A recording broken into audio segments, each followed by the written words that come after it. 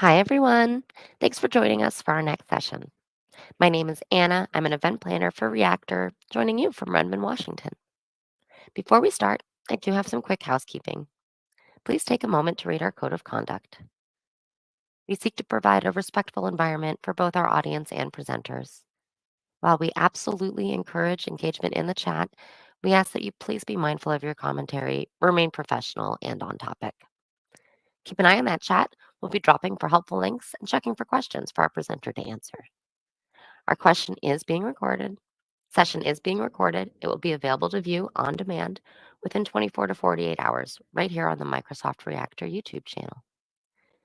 With that, I'd love to turn it over to our presenter. Samuel, thank you so much for joining us today. Hi, everyone. Thank you very much, Anna. I'm Samuel Bangbola, joining you from Nigeria. I'm a Gold Microsoft Learn Student Ambassador in Nigeria, and I'll be walking us through the Azure OpenAI and Azure AI Search services today with a focus on building RAG solutions, which is Retrieval Augmented Generation. So let's get right in. You can check me out on Twitter and GitHub at the account shown there, and then also LinkedIn at my name there. So the agenda for today, just like I mentioned already, will focus on RAG. We're going to cover large language models, retrieval augmented generation, and then some demos using the Azure AI search solution, search service, and the Azure OpenAI service. So first, let's get started. What are large language language models?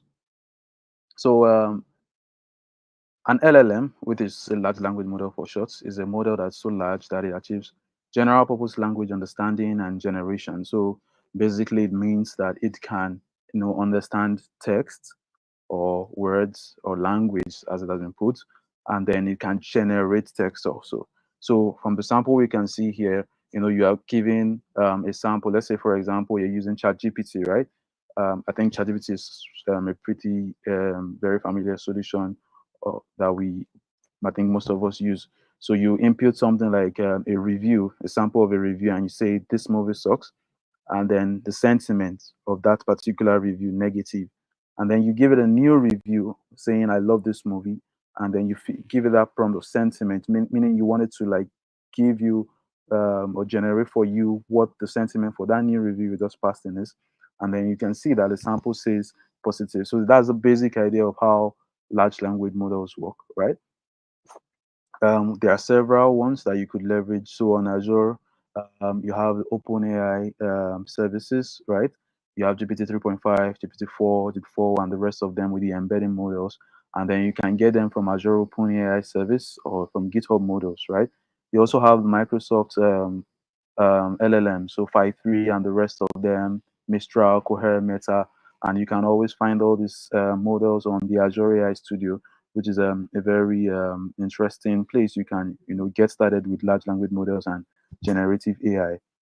So if you are new to LLMs or you want to find a way how you can make use of these large language models, without maybe using an API from OpenAI directly, or you don't have access to Azure or something, you can easily get started with large language models, playing around them with Olama, which is a tool for easily running LLMs locally on your computer.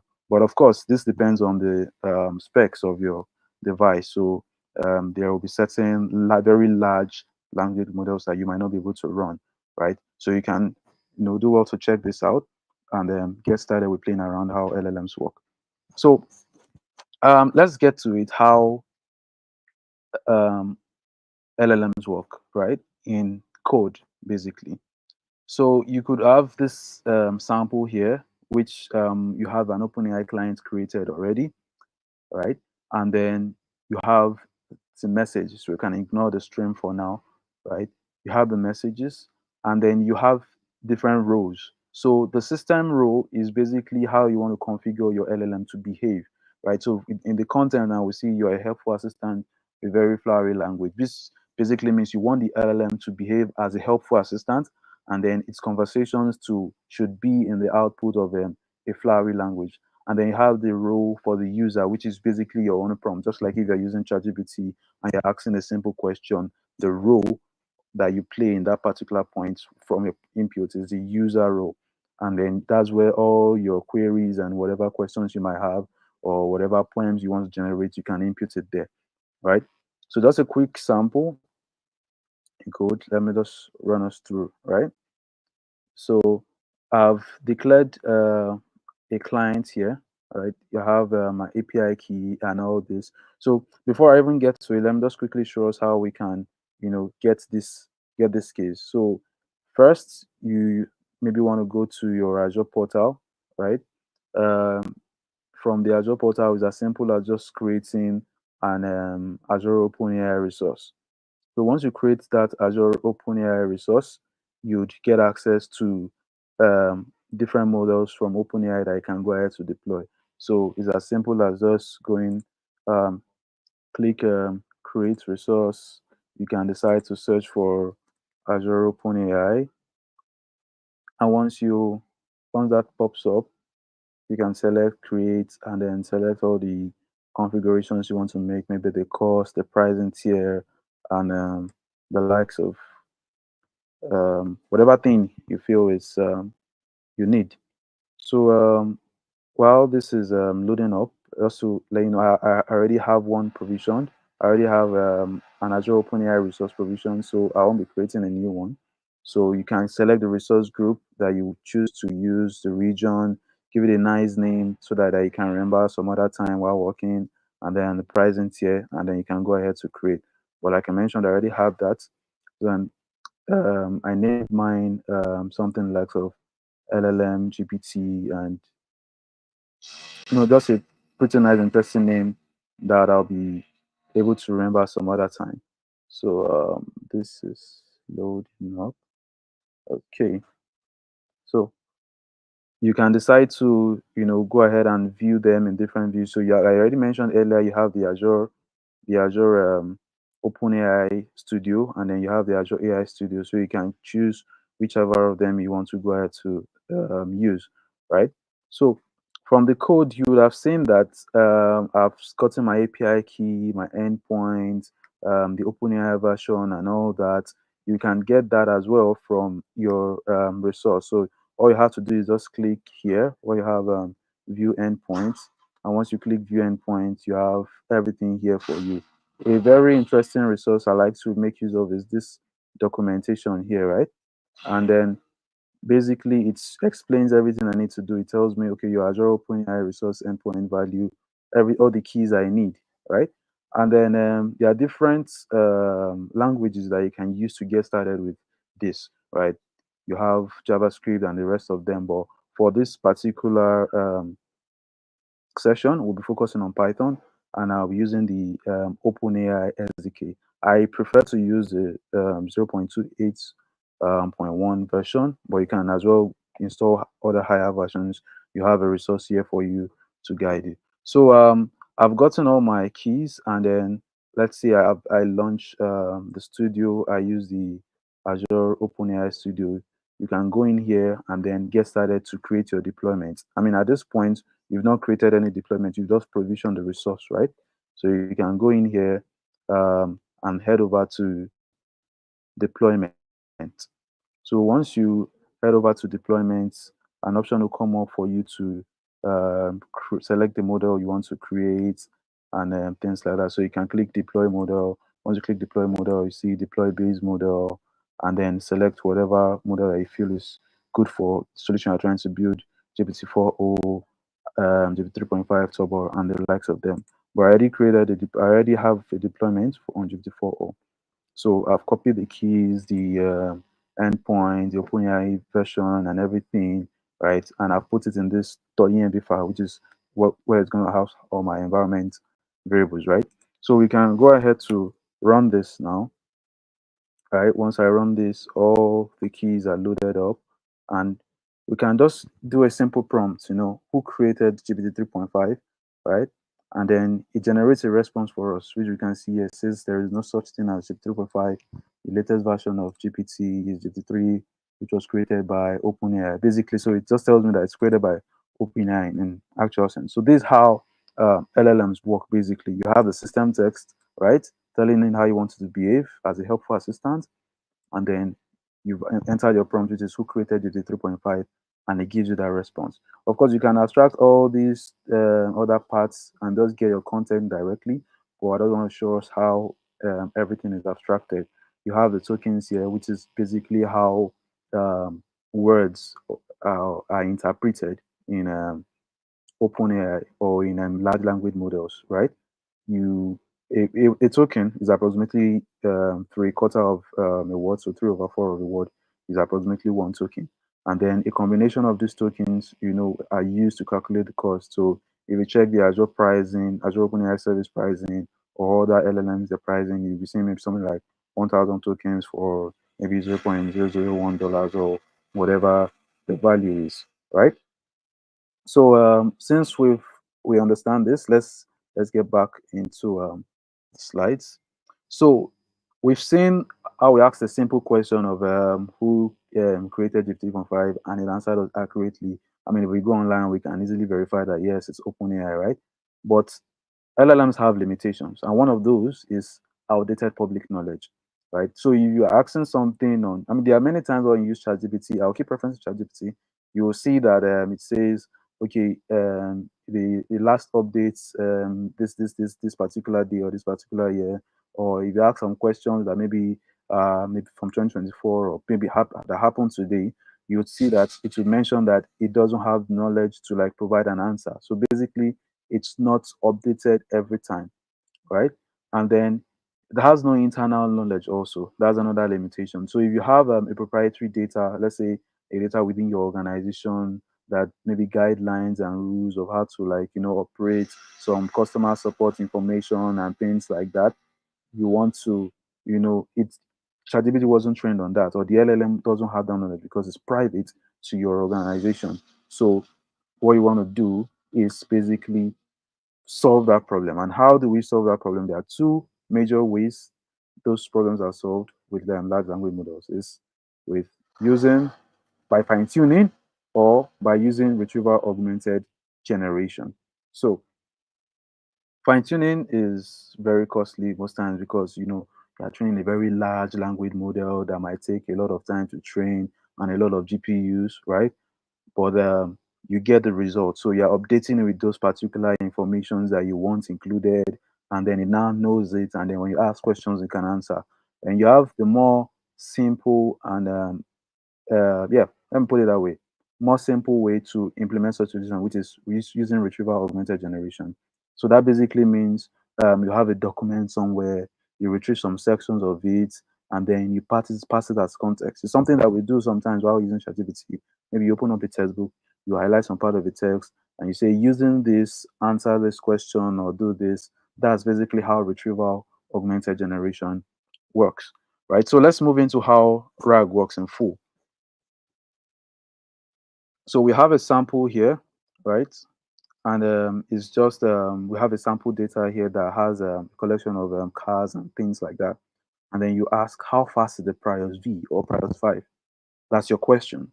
So basically, what happens is that that particular question you've just asked is searched among your documents. So you have a collection of documents, maybe of different cars and everything, and then you've stored them in a vector store, right? So just before we move on, I'll just quickly explain how that works, right? So you have the documents, you've broken them into different portions, right? So of course, you don't want to you don't want to keep passing the whole textbook or the whole maybe hundreds of PDFs into the LLM.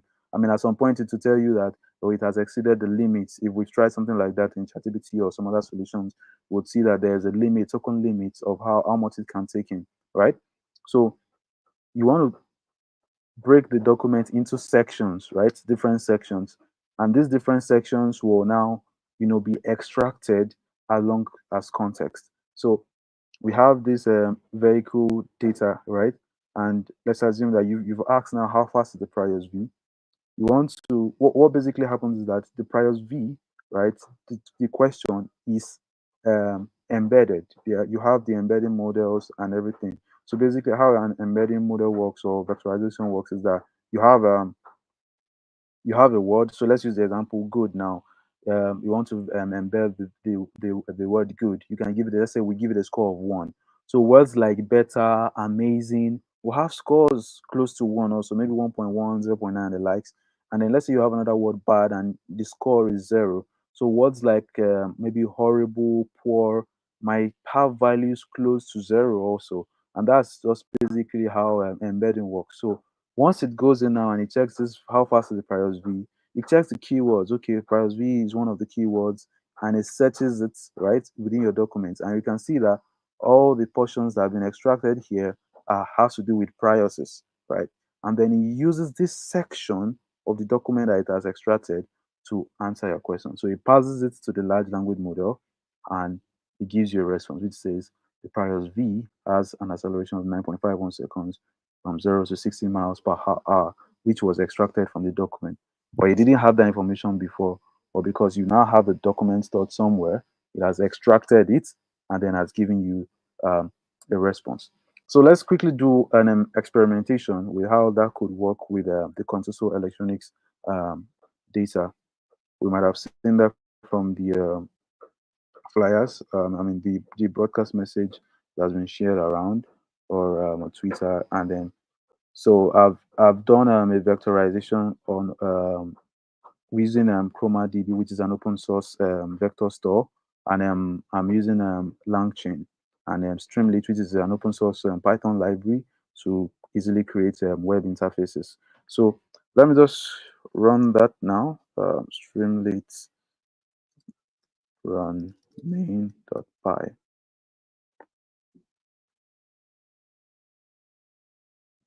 So that should come up now.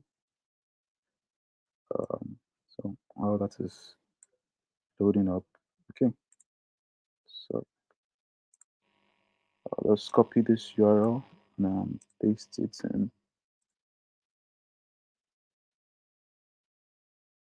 here. Okay, so that will load up shortly. So just to explain, all right, what I'll be explaining is how RAG works, and then I'll use a simple explanation between simple RAG and advanced RAG we're going to talk about, right? So we have this query here using the priors V again, right? It's just a code explanation of what was happening in the previous slide. So you have the retrieved content, which is we're assuming that this is just the portion of the document that has been extracted, and then your question, which is how fast is the priors V. You've defined a system role, which I already said, is how you want the LLM to behave. And then basically how RAG works is that you have the user query, which is what we have here, user query, and then your sources, right?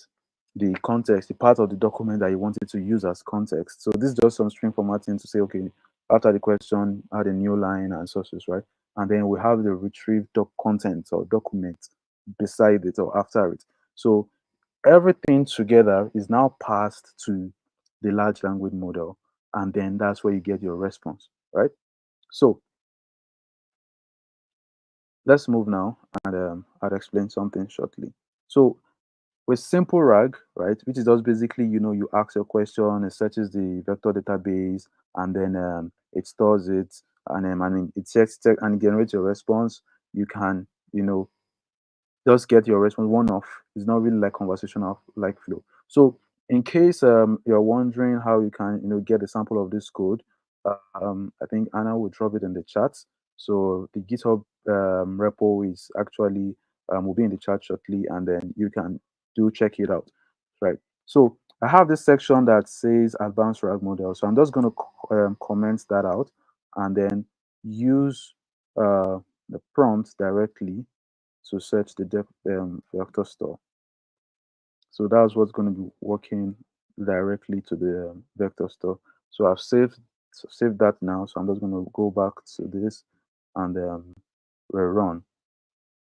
And once that is done, I'm just going to ask a simple question. Let me make reference to the products, right? The documents, the manual info from Contoso Electronics. So I search this throw master extents, and then I say, okay, what is the throw master extent? It definitely generate a response for me, so we'll just hang on a bit, and then that should pop up anytime soon. Okay, we should have that now. So it says the trail master extends the time from outdoor living and so on, right? We have that. So how does this work? I'm going to explain that now. You can see that we have a question here, right? Which is what is trail master extent? So what happens is that, like I already explained, it searches the vector store and it retrieves sections of the document that align. So you can see from within my code, I set it to just retrieve the top three sections, right, of the document that that give the response. So you can see I limited it to three here. So three sections of the document have been extracted, and you see ID name, ID1, name, throw master price, and the rest of this, right? We have all this there. And then it uses this context. Of course, there's no history, conversational history at the moment. It uses this context to answer my question, and it generates the response, which is what is displaying at the top here. So let's get back to our slides, right? So the benefits of RAG, just as we've seen now, it has up-to-date public knowledge on what I just mentioned, right? Uh, the Contoso data sets, it can feed from it and then generate a response for you.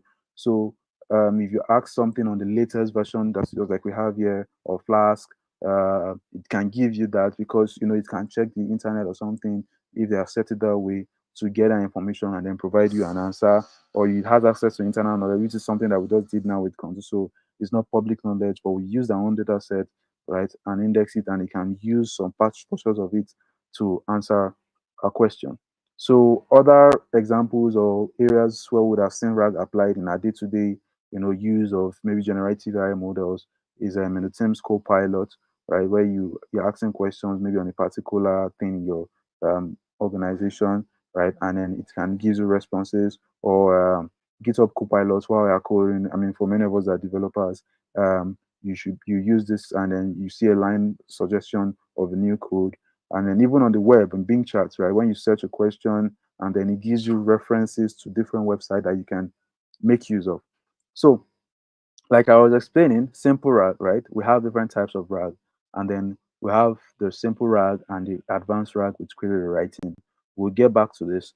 But before we do, you have different documents that you can make use of, different sources.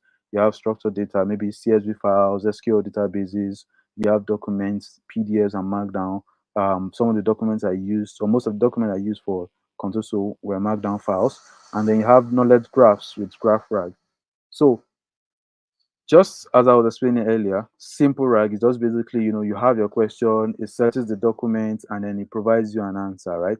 But then the disadvantage of this is that when you ask a follow-up question with what you already, the question, I mean, with follow-up question with from your conversation, it begins to flop. So a simple example of that is, let's say I ask a follow-up question now on the price. We know the price already from here, right? In the product one, we know the price is $250. Well, if I ask this and say, okay, I'm already talking about Trailmaster extent now, and I say something like, what is its price, right? If I say what is its price, it might flop. So it says, I'm sorry, which product are you referring to? The chat history mentions the Trailmaster extent, but the content provide information. So it's confused, right? Because it's searching this what is its price along the document, right? The document vector store, and it's getting something different. So let's check what it's retrieving, right? Uh, so this is our question, which is what is its price? And if we check through what the content that is retrieving, saying information about item 15, this it's just generating different things, but of course the conversation history is still there, that is true master extent. But because there are two conflicting information. You have the context, you have the history. The large language model can get very confused on what exactly it's to make use of, right? And then once this happens, you'll be getting some very funny answers, just like we have here. And that's where advanced RAG with query writing comes in. So, but you can perform RAG on different services, like I mentioned. You are using Azure OpenAI service, which we're still going to get to, which abstracts the whole process for you, all the code we've been doing and everything. It's just simply plug and play and a few clicks, and you use the Azure PostgreSQL flexible server and containers to deploy your code, right? So you have advanced RAG with query writing now. So um, the way this works is you have your question: what's a good shoe for a mountain trail? It takes that question and then it reformats it basically. So it's in the sample I'm going to show us, it checks the conversation history and it says that, oh, this person has already been talking about the trail master extent. That means it's the conversation still follows on that, right? So just as you see here, it extracts the information and says, okay, mountain trail shoe, and it's just mountain trail shoe it uses to search the document and retrieve context for you and generate an appropriate answer. So thus, I'll uncomment the section where I remove the advanced query, advanced RAG, and then we'll see how this works. Right, just I'm just gonna uncomment this now, and then once I do, I'll change this to use the context aware prompt to answer the questions. So we're gonna ask the same set of questions, right? I'm just copy this again, and then I'll rerun, and then I'll refresh my window so it opens up a new interface. So I ask the same question again: what is the trail master extent? Right? Of course, it will generate almost the same answer for us because it's still the same question, right? But by the time I ask what is its price, we're going to get something different. You see, it says the price of the Trail Master extend is $250. And why does this happen? It uses this conversation history that has been created to generate a new question that will now be used to search the document. So instead of using what is its price to search the document, it no longer uses that, and we'll see what it generates. So we come back here again, checking my terminal. We see that the question has been reformatted to what is the price of the Trailmaster X4 tent, and not what is its price. And then we see that because this is now the new question that is being used to query the document to get portions of it that align, we see that we're going to get the context that align perfectly with the conversation flow so far. So it extracts the name, the price, which is still what we're talking about, and other features of the Trailmaster extent, and then generates the answer for us. A simple way we can just see how that works is just this function here that says um, you have a given chat history. Is a prompt basically that you pass to the LLM, right? It says given a chat history delimited by this, just you can ignore that. And the latest user question, which is what is its price, which might reference context in the chat history. So it's telling it that, okay, we have some conversation going already. Maybe you want to check that and see if the person is still continuing on that. It says formulate a standalone question which can be understood without the chat history, do not answer the question, and so on. So with this, it generates this new question, which is what is the price of the Trail Master Excellence from what is its price. And that's why we're able to get this new response of the perfect answer of $250, right?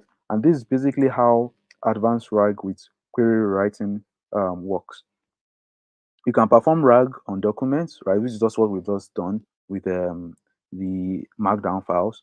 Or you can make use of PDFs. So you say the My Company Perks cover underwater activities. It searches part of the document, and by the time you do your indexing and your whatever chunking strategy you want to do to like different portions of the document that you want to extract, or how many portions you want to extract and things like that, you can extract the page number, and Azure OpenAI service and Azure AI search combined abstract this process for you, which is what we're going to get to shortly. So uh, with this, it gives you your response. Say yes, your company perks cover underwater activities, so that's scuba diving lessons, right? So that's just basically how RAG works. We've done the sample on the web, and then of how you can work on the web. You can do your deployment with the Azure App Service, right? And so many others. But before we move on, let's get to doing this on the Azure OpenAI Studio or the Azure AI Studio. You can choose whichever you want to use, right? So, and it's as simple as this. I mentioned that we can decide to launch from either um, the Azure AI Studio or the Azure OpenAI Studio, whichever you want to choose, right? And then we have the options here, but I'm deciding to go with the Azure AI Studio, which is a very nice playground or interface that you can use to get started with generative AI and LLMs. You have access to so many, and it's as simple as just all the indexing and chunking and embedding that I did with code and putting them in ChromaDB as a vector store. The Azure AI Studio is going to abstract that whole process for me. So with just a few clicks and I'm done, right? So if I come over here, for example, and like I said, I go to charts, if I want to add those documents that I use to do my to create a RAG solution, once the chart interface open up for me, you see a portion where I can add data or my own PDFs or whatever, and which is what I've just done here. And you can see that it says I've uploaded previously. I've already uploaded them and they were stored, so that's why it's now in the Azure AI Search um, resource, which is like a vector store, right? And I already explained how vector stores work and how embedding works. So, um, okay, this is taking some time. So let us walk through. So um, it's as simple as I already mentioned. You click add your data, you see an option to add data, you see an option to upload files, and you can click on the upload files option. And from the upload files option, you can select whatever documents you want to make use of. It supports PowerPoint, PDF, Markdown, and the rest. So all these questions that we've been asking, let's try it out and use the chat playground to experiment. So I've added the console documents, right? And then I can just ask the same question we've been asking, which is what is the throw master extent? Or in fact, we could even decide to check another, um, let's say, check out the mountain dream, sleeping bag. Let me just copy this, and then we'll ask this to generate the response. So we can see that it generates a response for us. Um,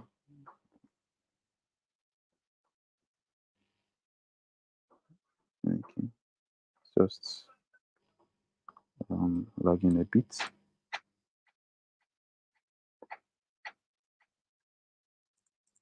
And let's just hold on for it to load.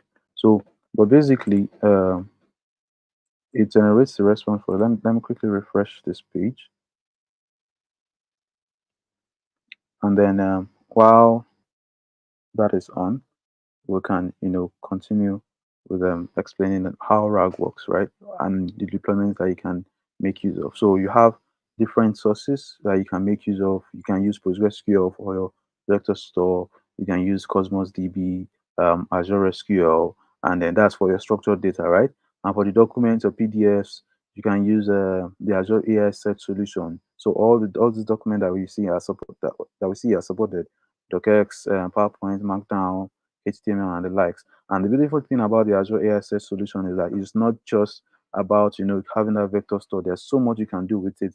You can create an advanced AI search solution with it where you can actually search documents with sentiment. So maybe you're looking for a portion of a document that is positive or negative or things like that. You can use Azure AI Search to create such um, a solution, right? So and then all the let's say you have even documents that have different images or formatting. There's something called AI enrichment that you can use within the Azure AI search that will do all those extractions for you. So with the document intelligence service within applying it to as a part of the AI enrichment to Azure AI search, you can extract different features from documents. So let's say there are images in that particular PDF, it's able to read the text in those images and then add it as part of your document context and not just extracting only the immediate text that it sees, right? So yeah, moving on to using Azure Search, I think it should have loaded up by now. Okay, yeah, it's back up. Let me just load up my data, and then so it's basically the same process like I was mentioning. So we have that saved already, and let's say we ask the question of what is um, what is the mountain bag features, and what are its key features, something like this. And then we drop our query and we just wait a few seconds for it to generate the response. Okay, so the response has been generated. Says the mountain dream sleeping bag is a versatile sleeping bag designed for outdoor activities such as camping and backpacking. It is suitable for temperatures between 15 Fahrenheit and the rest of it. And then it generates much more. Um, Wondering why this skips, but okay, right. So we have all these. It tells us the key features, temperature rating, and the rest. And the beautiful thing about the Azure AI Studio is that it also gives you the references, right? So from my solution, you see that it does generate the response, and then it's not very elaborate. But with the Azure AI Studio and it abstracting the whole process for you, you can get the particular portions of the document that it's referenced to generate an answer. So you can see that it's saying product info 14MD, and we actually picked the question or the name from product info 14MD. So it remembers the name of the file, the part of the file that it's using, and all that. And once we click this, you can see the information. Okay, Mountain Dream sleeping bag is $130, and the rest of them the features, and it extracts these portions of the document to give us this very elaborate answer to our prompt that we have given here. And this is as easy as it can be, right? All the process of writing so many lines of code, indexing, and importing the keys and everything, you can create a simple and reliable solution with the Azure AI Studio, combining the Azure OpenAI service and the Azure AI Search service to create your RAG uh, solution. So we've just talked about that, and then you have a demo which I believe Anna will also share shortly, right? You can get started with using the Azure Search solution of building your own RAG solution easily, right? With um, the information you have on that particular repo. So you can make use of Azure OpenAI, Azure AI Search, and the Azure App Service to make your deployment. And you have different features that you can have with this solution. So your simple and advanced RAG, conversational flow. Maybe you want to decide people to be able to use audio to converse, right? You use an audio input to make your prompts, and then you get an audio output, things like that. And these are the basic things that you need, right? An Azure account and a subscription, the free accounts can be used, but of course, it might have limitations. And then if you're a student, you can get started with Azure for Students, which is a free access to Azure um, round the clock as long as you're still a student, and you get $100 per year that's renewable annually, right? And then if you're not a student or you're no longer a student, you can easily make use of the free service like the demo for 30 days, and you'll get access to $200, right, to experiment with Azure services for 30 days, right? So you can head over to that particular repo, get started with using GitHub code spaces to instead of maybe cloning the repo to use VS Code locally, you can just use on the web with the GitHub code spaces and then get started with the project. These are some of the guidelines that you need to, log into your account. Everything that you need is actually within that particular repository, right? So you can use all these commands to just set up within the interface. But of course, you need those access the Azure subscription and everything that you have provisioned, and then you can just access them directly from code spaces. So we have different structures, right, to how these models work.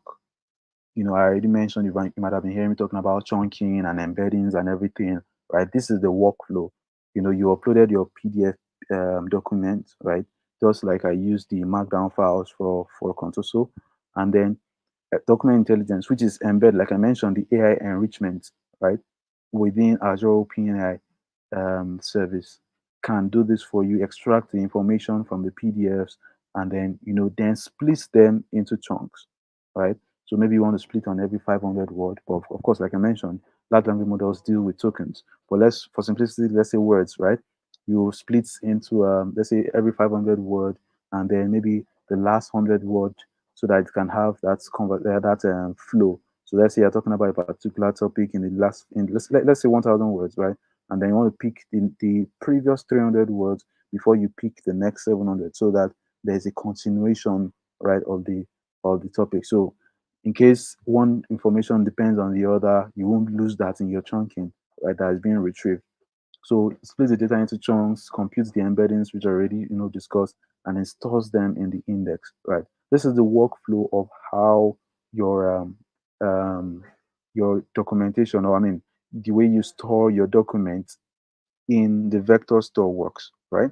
And then in the abstracted process, you have the Azure storage, which houses your PDFs, the Azure OpenAI service, which uses the LLMs, and then the Azure AI Search that has the documents index, and then they just interact between each other. So just like I mentioned, from the same repo, there's a front end in TypeScript that you can make use of, to experiment with the UI that you saw earlier in the slides, where you have the charts and then the references displayed, and then the backend, so you can make use of these commands to get started. So basically, how does the search work, right? We have different methods. You can use similarity, you can use keyword search and things like that. But within Azure AI Search, it makes use of the hybrid retrieval system, which uses keyword search and vector search. So you just don't want to search on text. So let's say we go through Contoso, for example, and let's say we check for let's say something on price, and maybe you just want to retrieve price. Or let's say let's even use something that has synonyms, right? um you have a word that has like different meanings, right? And you search for one. You don't want a portion of your textbook, of your documents, to just be extracting the one you didn't mean, right? And then, so that's where vectors come in, where semantic search comes in. Your like it's interpreting the meaning based on the context that you've provided in your question and your prompt, and then uses that to search the document to give you portions that align. So you have the vector search, both the vector search and the keyword search using the Azure AI search. So you can customize your RAG app from the repo that I mentioned, change your own, add your own data. Probably you don't want to use Contoso to experiment, or you have some documents from school or something that you want to experiment with. You can change those, customize the UI, and then the backend, right? And these are more commands that you can use within the repository to get started, and then provision your own resources. So yeah, this is more on that. The front end part of it, you can decide to change the back end using fast API, and then switch up everything that you want to do. So we have much more things that maybe you want to consider if you are going into actual code. Probably you don't want to make use of the Azure OpenAI service. I mean, maybe the abstraction that Azure AI Studio does for you. Maybe you want to do your own custom work with code, right? There are different components that you want to make use of. So we've already talked about the retriever. Like I mentioned, I use ChromaDB for my demo here. You have Azure AI Search, which is what we used with Azure OpenAI, right? Azure Cosmos DB and the likes of them. Do so many vector databases that support vector search. And you also have the large language model, so which is basically what will answer your question on GPT 3.5, GPT-4. You can also check the Azure AI Studio, like I mentioned, to check other large language models by other organizations from Meta, Mistral, and the likes of them. And then you have the orchestrator, which is basically what abstracts all the prompt engineering for you. So the way you know we structure the text, okay, use the context, and this is the conversation history, and this is my question. All that put together to get your response is the process is basically prompt engineering.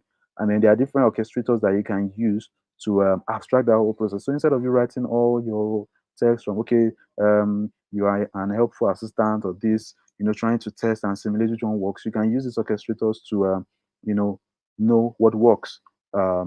For you easily, without all the serious heavy lifting of experimentation of different tech, different prompts. So I use LangChain, right, which I showed us here already. It was LangChain I used to abstract all the process for the retrieval of the document, right, which I have here, retrieval QA, And then you have Llama Index you can make use of.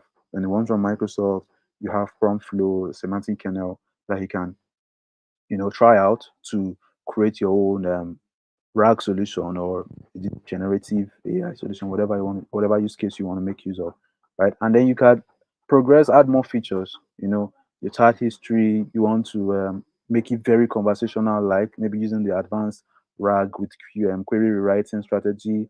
You want feedback buttons where people can say, okay, yes, they like this response or they didn't like it. We see those options in ChatGPT where you maybe want to regenerate, you didn't like the response it created. You can do text to speech where you want the documents to or the responses to be said in speech basically. You can add so many other things, file uploads. You don't want it to like be pre-configured to one particular document. You can make people upload their own files and then they'll chat with those files and things like that. So it's left to you. You can be as innovative as you wish. And then how these orchestrators also work is just like we were explaining, just like you can see here using the Llama index, is the same workflow. Azure OpenAI service, the orchestrator handling all the prompt engineering, and then the interaction between them to give you your response. And then if you're also using prompt flow, is the same thing also, right?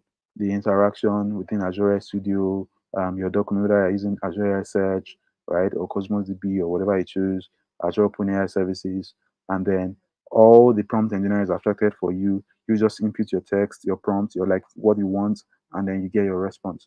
So this is a brief, quick rundown of how you can build your own RAG solution using the Azure AI Search and Azure AI Studio.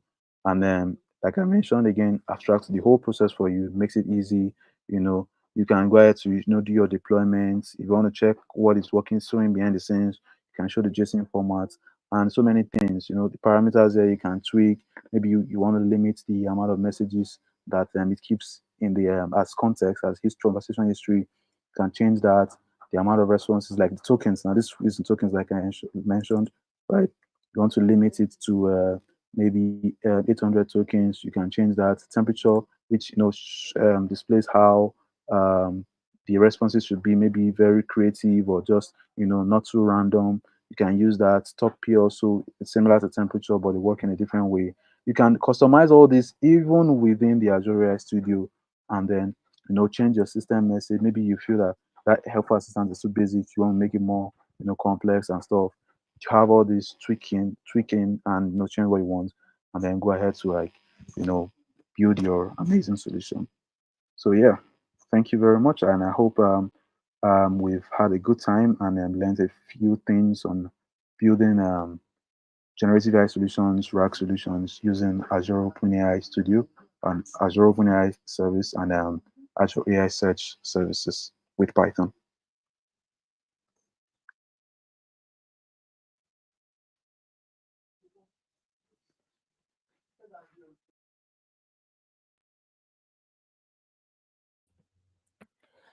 Thank you everyone for joining.